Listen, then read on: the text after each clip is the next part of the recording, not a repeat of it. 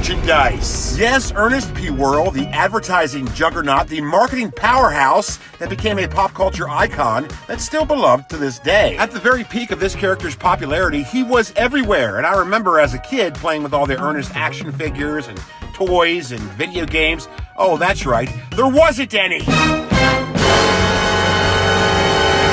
Well, at least nothing really substantial. There was the talking Ernest doll from the Hey Ernest television show, which was released by Kenner in 1989. And this was cool and all, but was it really good enough? And why is his name on his shirt, like he's one of the Penguin's henchmen? And the talking Ernest doll is the best and basically only example of an Ernest toy. The Hey Ernest Saturday morning television show should have been more of a marketing bonanza than it was. It was pretty popular, even though it didn't last very long, and there should have been more merchandise for it than what we got, especially considering that the show was loaded with characters, including 2 actual puppets that would have made actual good toys. Yeah, you had Dust Bunny, which would have made a great hand puppet because basically that's what it was. Then you had Woody, the Ernest ventriloquist dummy. They would have made good toys and more than likely would have sold fairly well, and I just don't know why more effort wasn't put into merchandising Ernest stuff. It's surprising that there wasn't, considering that the Ernest character was born to do marketing and was an advertising vessel. As we all know, the character of Ernest was created to do commercials and was derived from that aspect. So it's weird, given that he's a marketing icon, that there wasn't more of a market for him. I mean, there really was plenty of tangible merchandising opportunities, especially with all the Ernest movies, but nothing was really seized upon. I mean, we got an Ernest Goes to Camp book and tape, but oh boy, that's a lot of fun. Hey man, you want to come over this weekend and play with my Ernest Goes to Camp book and tape? Well, this was pretty neat. I mean, it did have Ernest himself reading the story, so that's pretty cool. But really, as far as any other kind of merchandising for Ernest Goes to Camp, or any Ernest movie for that matter goes, this was it. There wasn't even anything for Ernest Scared Stupid, possibly the most marketable movie of all the Ernest movies. Even though, in my opinion, it's one of the worst Ernest movies, but it would have made great action figures, that's all I'm saying. It could have had the trolls, all the different variations of Ernest, the Ernest dump truck as some kind of battle wagon, the treehouse playset. I mean, the possibilities for this were basically endless. Well, not dump truck, garbage truck. You know what I mean. And Ernest Goes to Jail would have made great action figures too.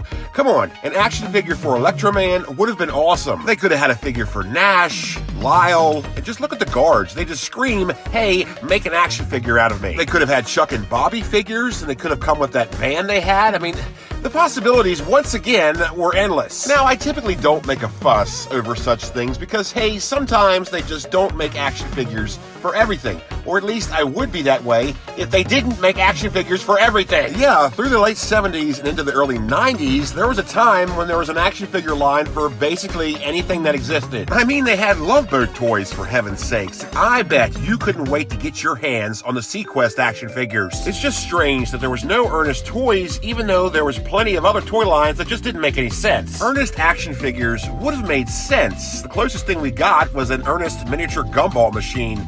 And by closest thing we got, I mean farthest away possible. Yes, there was an Ernest P. Worrell miniature gumball machine. Yes, technically this is an Ernest toy, but a really lame one. And it might be really lame, it's also really rare. I mean, really rare. Very rare. Extremely rare. Extraordinarily rare. So much so, in fact, there isn't any information about this that exists right now. There are absolutely 0 current eBay listings for this, and there's not even any pictures. Hell, I had to get this picture from a thumbnail from Ernest Goes to Podcast. And by the way, if you haven't checked that channel out, do so. It's really cool. The Ernest miniature gumball machine is basically an enigma, so we're gonna move on. Okay, so we never got any proper Ernest toys, but there were other forms of Ernest merchandise, but even those were few and far between. There was the Ernest P. Worrell Book of Knowledge, which was published in 1985 and would go on to be one of the greatest coffee table books to ever exist. My parents had this when I was a little kid, and I've been in love with this ever since. It's just a great book. It's filled with funny lists, funny jokes, funny pictures.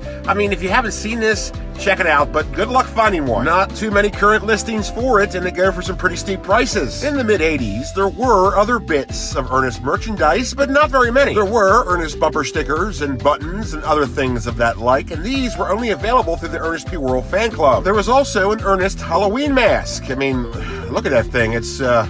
That's sort of terrifying. Terrifying or not, this did exist. However, it doesn't seem like it does anymore. Yep, no current listings for this, but that's okay because I don't know about you, but I have a huge problem owning used Halloween masks. Come on, someone's big greasy head was in this. I don't want it. Now, Ernest, being a marketing vessel for other companies, would have promotional items that featured his likeness. So yes, there was Ernest merchandise that wasn't technically Ernest merchandise, if you know what I mean. The deal with the Ernest character is that he would do commercials for regional markets, companies that were not on a national scale, at least for the most part. He would do commercials for Coca-Cola products, mainly Sprite and Mellow Yellow, but his main claim to fame was doing commercials for local dairies, local television and radio stations, local car dealerships, local grocery stores, stuff like that. That being the case, these local companies would have promotional items that featured his likeness. And these said items are far too various and numerous to even tell you what they are, but they would be in the form of your common promotional fare, like t-shirts and buttons and whatnot. But there would be the occasional oddball thing, like this little piggy bank from a gas company, and Sprite would also get in the game and have their own promotional Ernest merchandise. But any of this stuff